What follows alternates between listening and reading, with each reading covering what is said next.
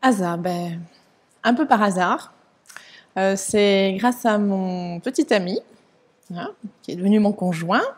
En fait, à l'époque, je m'intéressais à mes photos, je cherchais une manière de les mettre en scène, originale. Alors c'est vrai que je les avais, j'avais acheté un album tout noir et je cherchais, je bidouillais comment les mettre.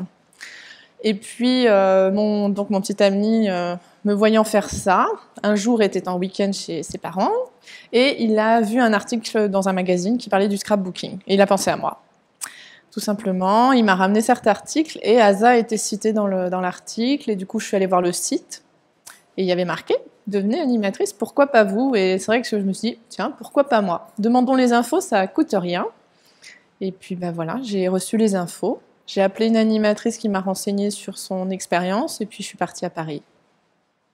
Voilà, je suis allée me former et puis depuis, ben, la passion est devenue de plus en plus importante et a pris de plus en plus de place dans ma vie.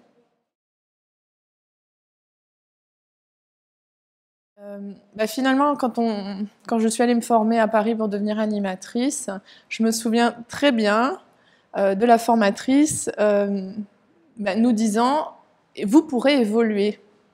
Et je me souviens d'avoir posé la question mais on évolue comment? Et elle nous a expliqué qu'on pouvait devenir responsable de région. Puis elle m'avait dit oui, et en plus dans ta région, y a personne. Donc je l'avais vraiment retenu cette petite phrase. Et puis quelques années après, 3 ans après, euh, la présidente d'ASA, Dominique Meurice, était venue dans notre région, à Lyon, et avait fait une formation. Et ça s'est fait un petit peu bizarrement parce que cette formation avait lieu chez moi. Et à la fin de la formation, quand tout le monde est parti, c'est là qu'elle me dit qui est-ce que tu verrais bien responsable régional? Et alors là, j'étais un petit peu bête. Je lui ai dit comment dire moi?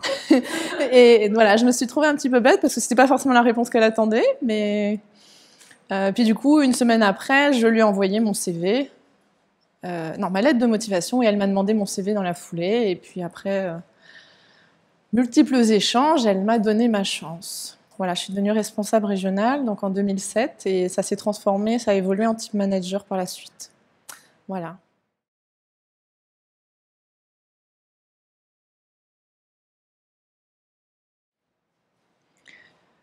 Ben, c'est ma vie. C'est ma vie. Ça m'apporte bah, que du bonheur. Enfin, j'aime beaucoup ce métier.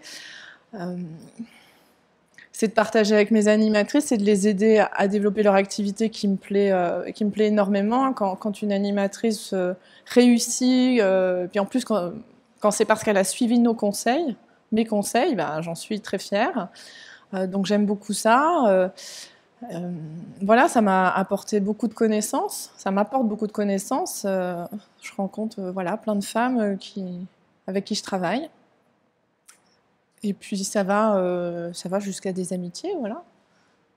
Et puis voilà, c'est de la créativité au quotidien, d'être team manager, parce que c'est bon. C'est pas de la créativité dans les pages de scrap, c'est vrai que c'est pas le rôle essentiel, mais c'est de la créativité dans le management de l'équipe, dans la création d'événements. C'est aussi de participer à l'évolution d'ASA que j'apprécie beaucoup.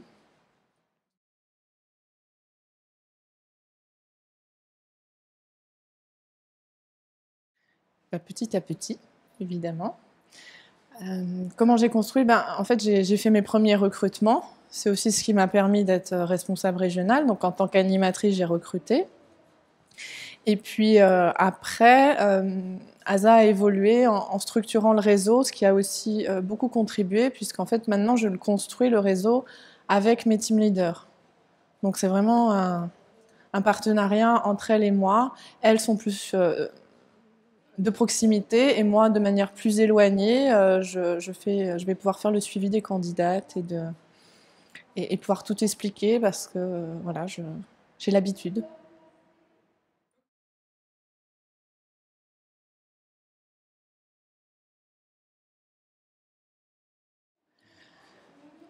Il faut avoir envie, il faut être très positive. Quelqu'un de très positif qui adore Asa évidemment et qui a envie de s'investir à fond, qui y croit. à 200%. Si on n'y croit pas, on ne peut pas le faire.